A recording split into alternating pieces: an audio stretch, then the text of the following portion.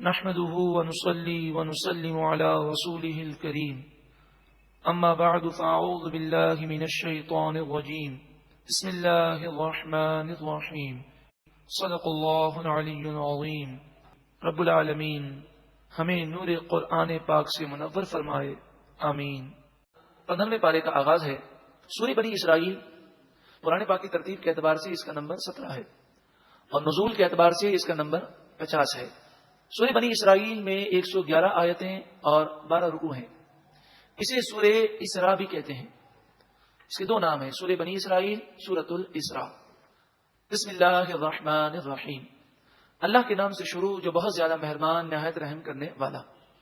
سبحان الذی، پاک ہے وہ ذات، اسری بعبدہ لیلا، جو اپنے خاص بندے کو راتوں رات لے گیا، من المسجد الحرام، مسجد حرام سے، الی المسجد الاقصی، مسجد اقصی کی طرف، الذی بارکنا حولہ، وہ مسجد اقصی جس کے ارد گرد ہم نے برکتیں رکھیں۔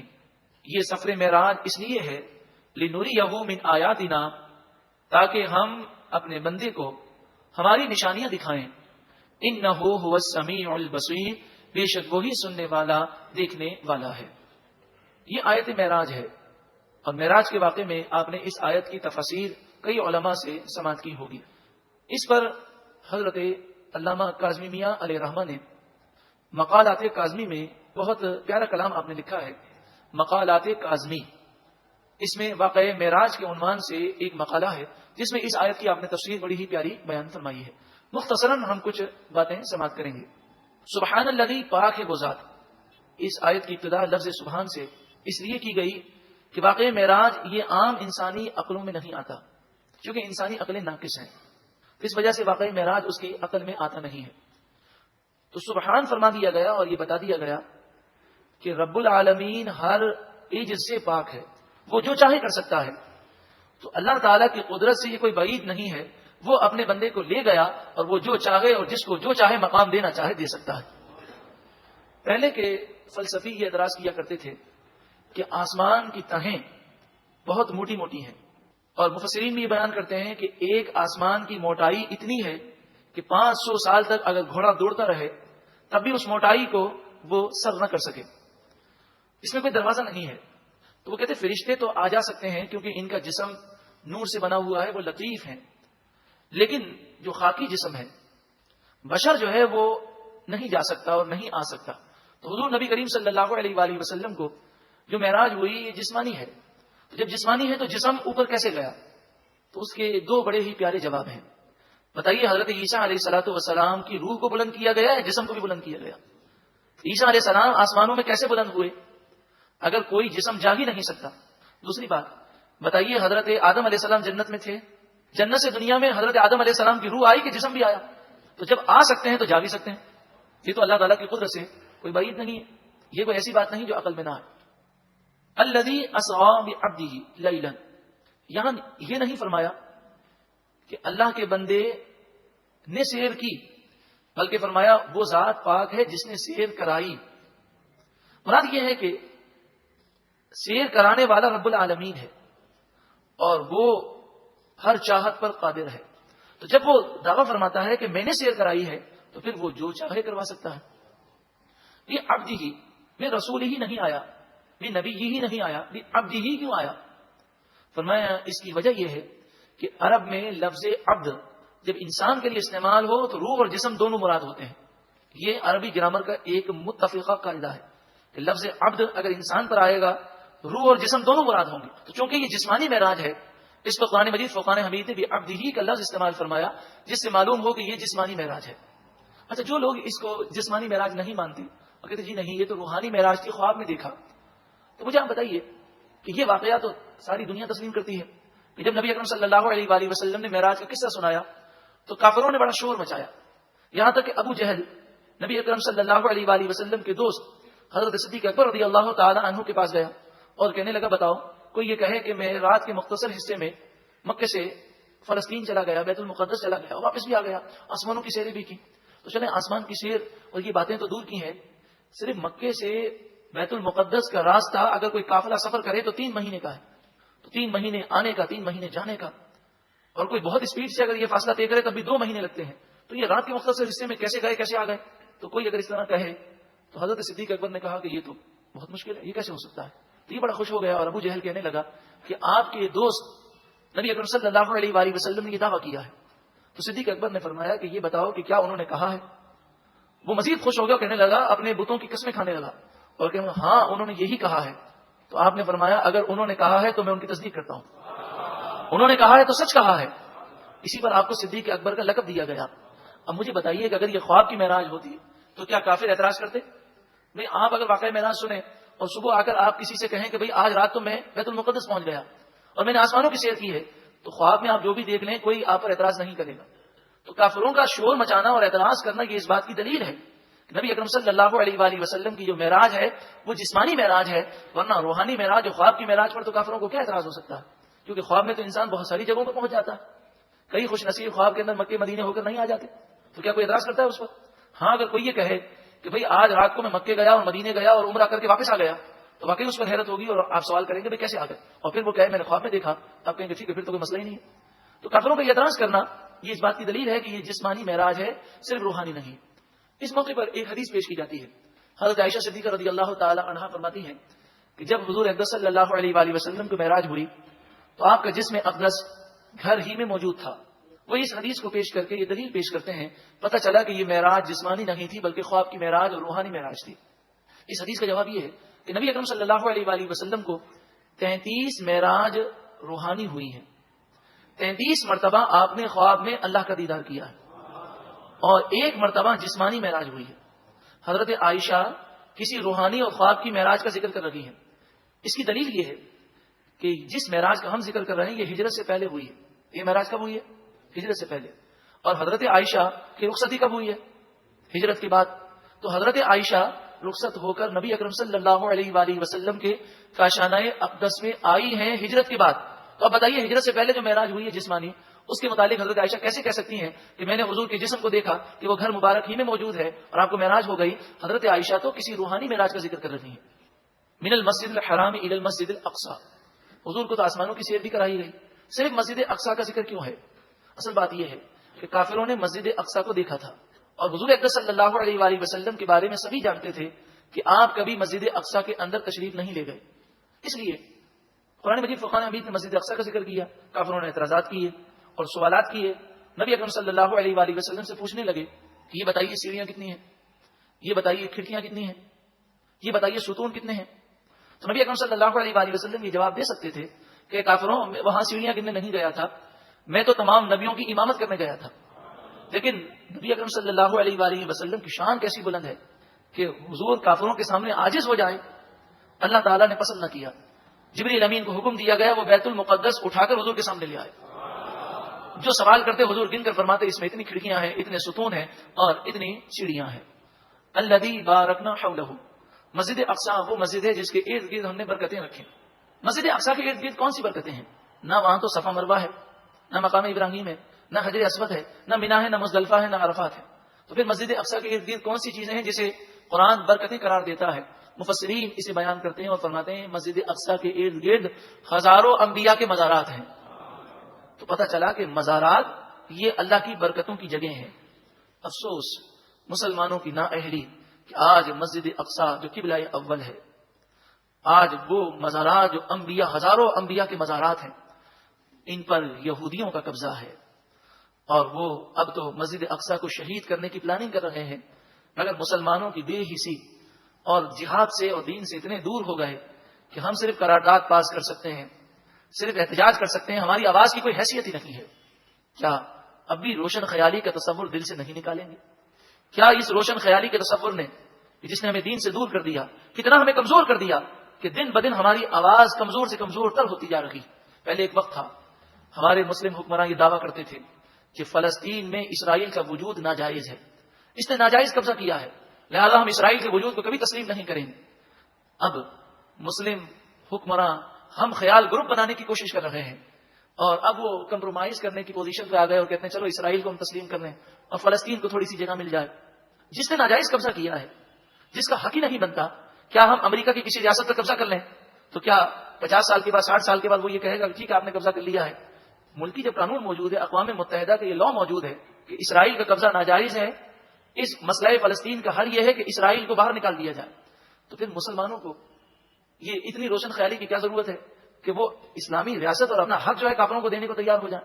اب کشمیر کے بارے میں بھی یہی پالیسی اختیار کی جا رہی ہے. یہ روشن خیالی دین سے دوری کا نام ہے. اصل روشن خیالی قرآن و حدیث کے نور سے منور ہونا ہے. اصل روشن خیال وہ ہے جو قرآن و حدیث کے نور سے منور ہو جائے. لنوریہ من آیاتنا. یہ سفر معراج مسجد اقصی پر ختم نہیں ہوا, بلکہ اس سفر کی ابتدا ہوئی ہے کہ مسجد حرام سے مسجد اقصی. اب مسجد اقصی سے سفر کا آغاز ہوتا ہے, اور آپ آسمانوں کی سیر کرتے ہیں, جنت اور جہنم کو ملاحظہ کرتے ہیں, اللہ کا دیدار کرتے ہیں, تو فرمایا یہ مکے سے بیت المقدس حضور کا آنا یہ اس لیے ہے کہ آپ ایک سفر کا آغاز کریں. وہ سفر آسمانوں کا سفر ہے. لنوریہ من آیاتنا, تاکہ ہم اپنے بندے کو اپنی نشانیاں دکھائیں کہ آسمانوں کی مخلوق اور آسمانوں کے عجائب اور جنت اور جہنم کی مناظر اور اللہ کا دیدار نبی اکرم صلی اللہ علیہ وآلہ وسلم نے اس سفر میں فرمایا. انہ هو السمیع البصیر, بے شک وہی خوب سننے والا خوب دیکھنے والا ہے. وآتینا موسی الکتاب, اور ہم نے موسیٰ علیہ السلام کو کتاب عطا فرمائی. وجعلناہ ھدی لبنی اسرائیل اللہ تتخذوا من دونی وکیلا, اور ہم نے اس کتاب کو بنی اسرائیل کے لیے ہدایت بنایا. یعنی موسیٰ علیہ السلام کو توریت عطا کی گئی. یہ توریت بنی اسرائیل کے لیے ہدایت تھی کہ بنی اسرائیلیوں سے فرمایا گیا کہ تم میرے سوا کسی کو وکیل نہ بناؤ, کسی کو خدا نہ سمجھو. ذریۃ من حملنا مع نوح, اے ان کی اولاد جن کو ہم نے نوح کے ساتھ کشتی میں سوار کیا. انہ کان عبدا شکورا, بے شک نوح علیہ السلام بڑے شکر گزار بندے تھے. یعنی حضرت نوح علیہ السلام کثیر شکر کرنے والے تھے. جب کچھ کھاتے پیتے پہنتے تو اللہ تعالیٰ کی حمد کرتے اور اس کا شکر بجا لاتے. ان کی ضروریت پر لازم ہے کہ وہ اپنے جد محترم کے طریقے پر قائم رہے. انہ کان عبدا شکورا, بے شک نوح علیہ السلام اللہ کا شکر کرنے والے بندے تھے. وقضینا الی بنی اسرائیل فی الکتاب, اور ہم نے بنی اسرائیل کو فیصلہ سنایا جو فیصلہ ان کی کتاب میں موجود تھا. لتفسدن فی الارض مرتین, تم ضرور بضرور زمین میں 2 مرتبہ فساد کرو گے. ولتعلن علوا کبیرا, اور تم ضرور بضرور بہت زیادہ تکبر کرو گے. یعنی اے بنی اسرائیل تم مسلمان ہونے کے باوجود گناہوں میں پڑ جاؤ گے. پھر کیا ہوگا؟ تمہیں گناہوں کی سزا کافروں کے ذریعے دی جائے گی, کافروں کو مسلط کر دیا جائے گا. فَإِذَا جَاءَ وَعْدُ أُولَاهُمَا, پھر جب پہلی مرتبہ کا وعدہ آیا اور انہوں نے سرکشی کی اور وہ حد سے بڑھ گئے. بَعَثْنَا عَلَيْكُمْ عِبَادًا لَنَا أُولِي بَأْسٍ, تو ہم نے تم پر ہمارے بندے مسلط کر دیے کہ جو بڑے جنگجو تھے. شدید, بڑے شدید وہ لڑاکو تھے. فَجَاسُوا خِلَالَ الدِّيَارِ, بس وہ شہروں کے اندر تمہیں تلاش کرتے ہوئے گھس گئے اور جہاں تم ملے انہوں نے تمہیں قتل کیا. وَكَانَ وَعْدًا مَفْعُولًا, اور اللہ کا وعدہ پورا ہو کر رہتا ہے.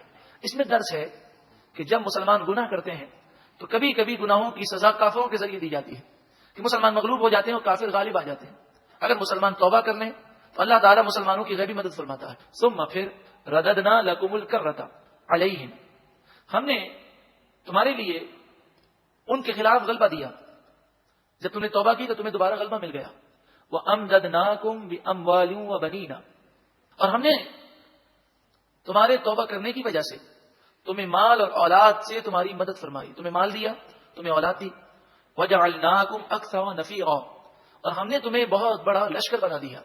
لیکن پھر تم جب طاقت آ گئی, خوشحالی کا ایام آ گئے, پھر تم غرور میں مبتلا ہو گئے اور اللہ کی نافرمانی کرنے لگے. پھر تمہیں مزہ چکھایا گیا. ان احسنتم احسنتم لانفسکم, اگر تم نیکی کرو گے تو اپنا بھلا کرو گے. وان اسأتم فلھا, اور اگر تم برائی کرو گے تو خود اپنا نقصان کرو گے. کیونکہ انسان جب مسلمان ہے اور پرہیزگار ہے تو روحانی مدد اس کے لیے ہوتی ہے, لیکن جب گناہگار ہوتا ہے تو روحانی مدد ہٹ جاتی ہے. اب جہاں تک مادیت کی بات ہے تو کافروں کے پاس ہم سے زیادہ اسلحہ ہے, کافروں کی تعداد ہم سے زیادہ ہے.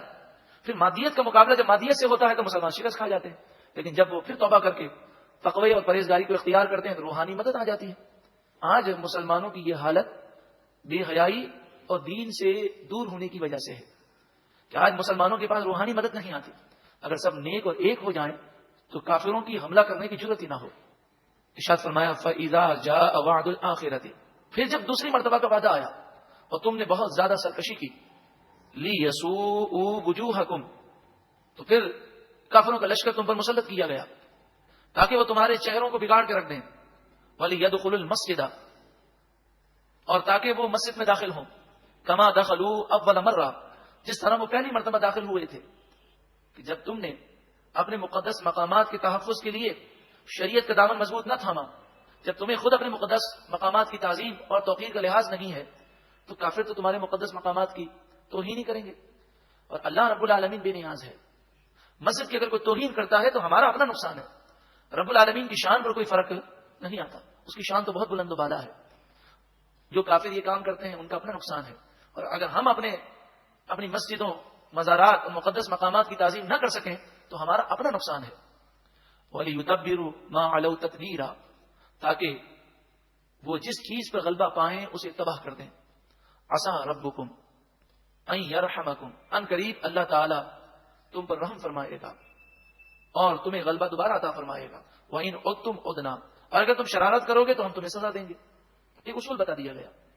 وَجَعَلْنَا جَهَنَّمَ لِلْكَافِرِينَ حَصِيرًا، اور ہم نے جہنم کو کافروں کے لیے قید خانہ بنایا.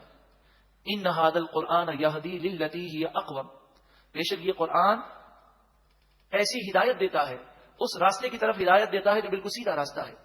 وَيُبَشِّرُ الْمُؤْمِنِينَ الَّذِينَ يَعْمَلُونَ، اور یہ قرآن مومنوں کو بشارت دیتا ہے، وہ مومن الَّذِينَ يَعْمَلُونَ الصَّالِحَاتِ، کہ جو اچھے عمل کرتے ہیں، ان لهم اجرا کبیرا، ان کے لیے بڑا اجر ہے.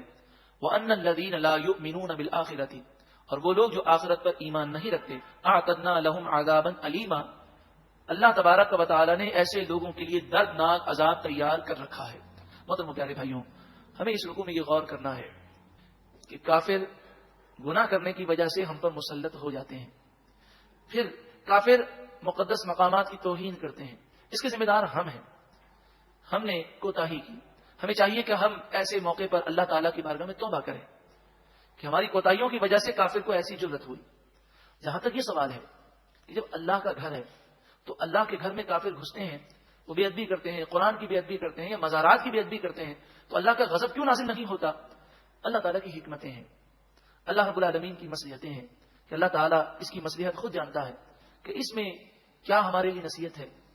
اور جہاں تک تعلق ہے، جو کسی مزار کی بے حرمتی کرتا ہے، قرآن کی بے حرمتی کرتا ہے یا مسجد کی بے حرمتی کرتا ہے، تو وہ اللہ کو کچھ نقصان نہیں پہنچا سکتا، اللہ کے نیک بندوں کو کچھ نقصان نہیں پہنچا سکتا، وہ قرآن پاک کو کچھ نقصان نہیں پہنچا سکتا، بلکہ بے ادبی کرنے والا خود اپنا نقصان کرتا ہے. اور یہ تو دنیا نے دیکھا کہ جنہوں نے جب بھی اللہ اور اس کے رسول کی بے ادبی کی، ان کا دنیا میں بھی حشر برا ہوا اور قبر و آخرت میں بھی وہ تباہ ہوں گے. اللہ تبارک و تعالی مسلمانوں کو نیک اور ایک بنا دے اور کھویا ہوا وقار مسلمانوں کو دوبارہ عطا فرمائے اور مسلمانوں کو غلبہ، عروج اور فتح نصیب فرمائے. روشن خیالی اختیار کرتے ہوئے بے حیا ہو جائیں گے، دین سے دور ہو جائیں گے تو فتح نہیں ملے گی. روحانی اور غیبی مدد کے لیے قرآن و حدیث کے نور سے منور ہونا ضروری ہے. اللہ تعالیٰ تمام مسلمانوں کو قرآن و حدیث کے نور سے منور فرمائے.